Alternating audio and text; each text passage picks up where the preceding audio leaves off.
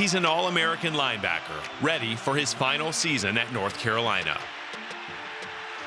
Kaimon Rucker is an explosive and fierce competitor who is primed to be a top choice in next year's NFL draft.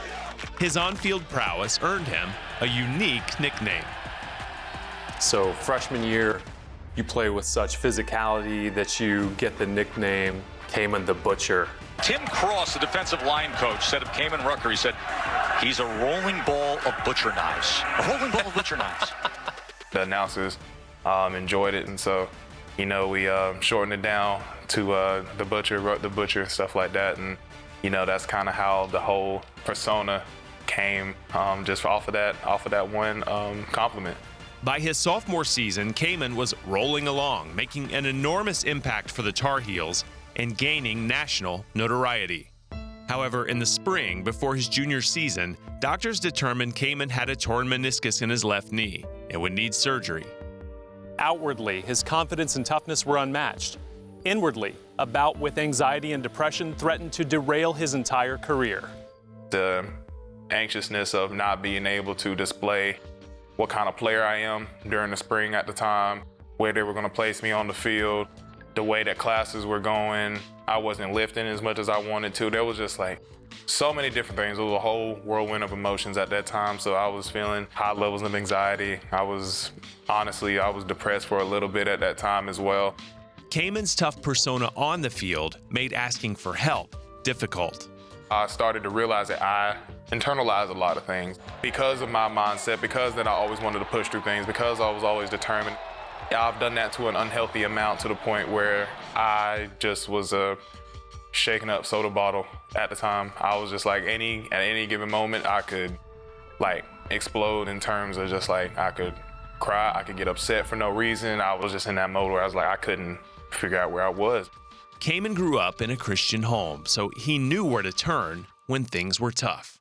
I had to be real with myself and understand it. It was just I don't need to play football. I play football. It's just I'm separate from what my sport is. With the realization of that, I had to fall back on my faith, really fall back to what really gave me peace, what really gave me reconciliation of who I am as a person, and just understanding is if all things were to fail, if all things were to crash down, who can I definitely give my love to? And I was Jesus.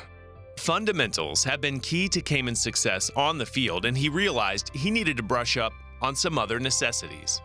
I had to really get back into the Word. I had to get back to start praying. I had to get back to these things, even though these are small things that even as Christians often look over, those were things, this stuff I had to get back to doing, because these little things is what caused me to have big jumps in my life, to have big jumps in my success, in my accolades and things of that nature.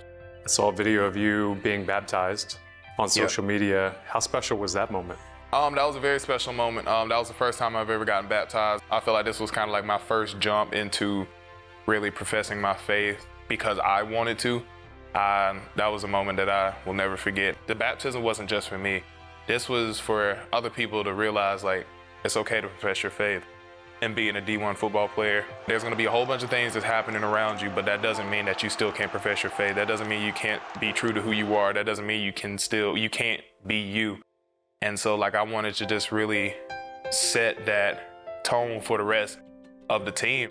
As he begins his final season at North Carolina, Kaimon knows that in a few short months, if all goes well, he will hear his name called in the NFL draft.